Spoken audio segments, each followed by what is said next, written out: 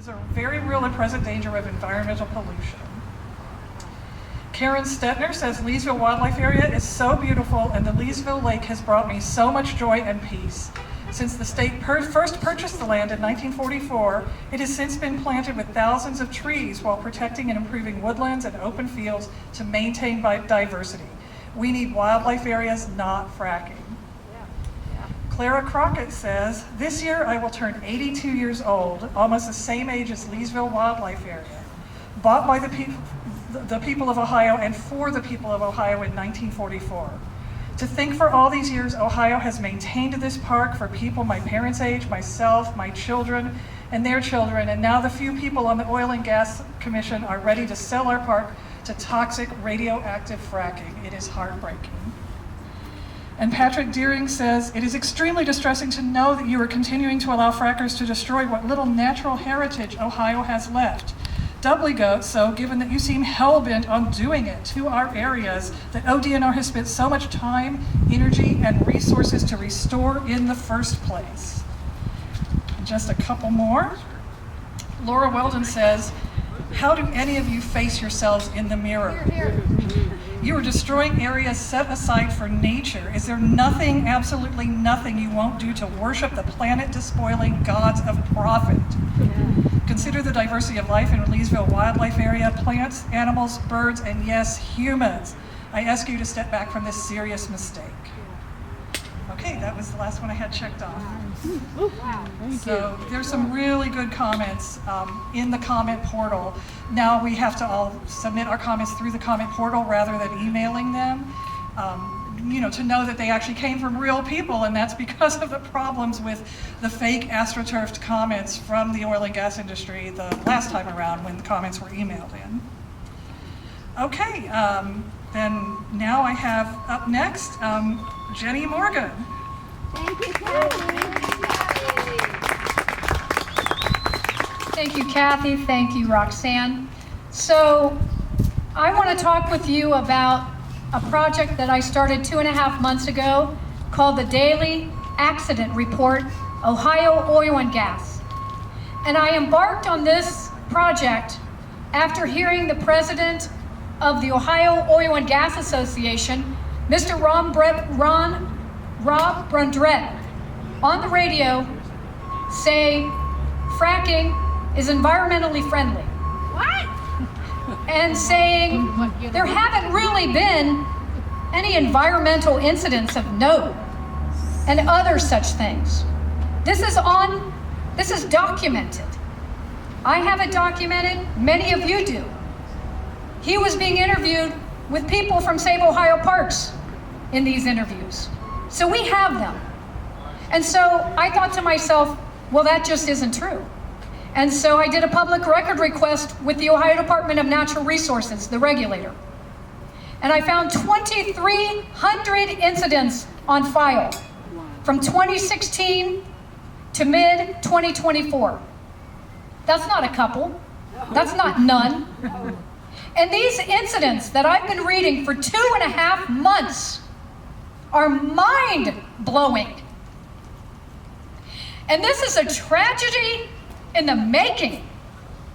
And most people, I'd say a majority of Ohioans, don't know that gas and oil drilling creates millions, billions across this country of radioactive waste, nor do they know that it has to be re-injected into the earth, nor do they know that it is migrating in Athens County, nor do they know that a portion of it gets spread on our Ohio roads, even though we fought it since 2011, and some people, some experts have fought it before then.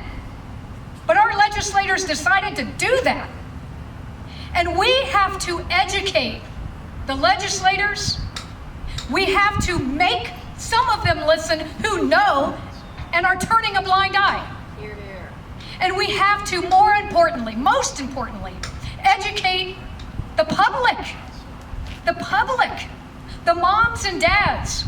If they knew this, the grandparents, if they knew about the radioactive waste, if they knew about the leaking wells, if they knew about the spontaneous eruption of this radioactive waste coming out of wells, which is happening. It's documented at ODNR. If they knew about the contamination events, and that is what they're called in the documents, contamination events around the state that is contaminating surface water, land, and yes, drinking water. 2007, Bainbridge up in Cleveland.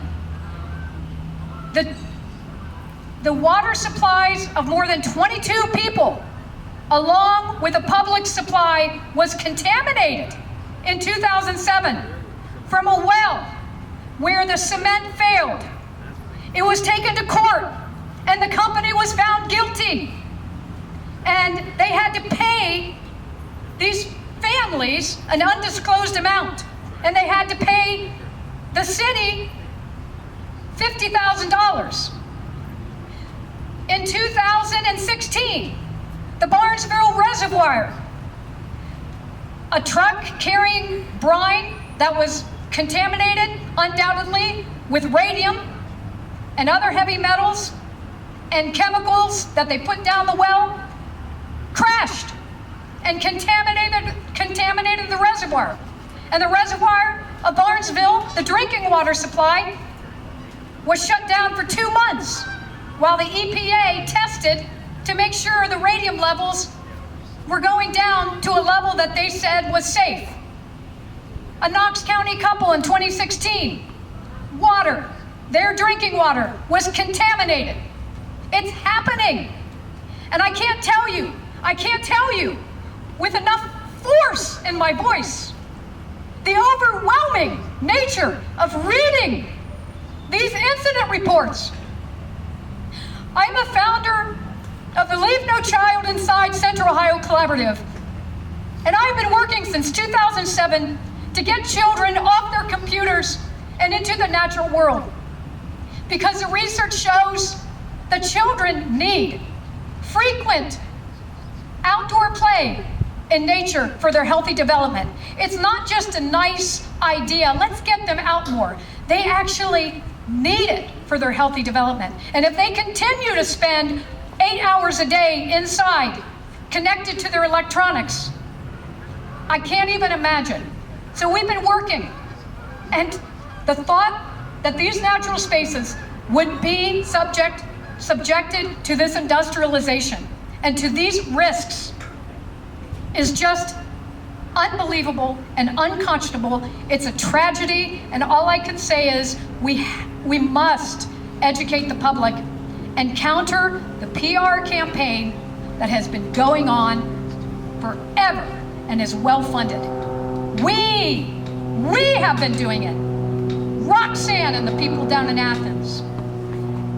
Bev in Martins Ferry exposing things.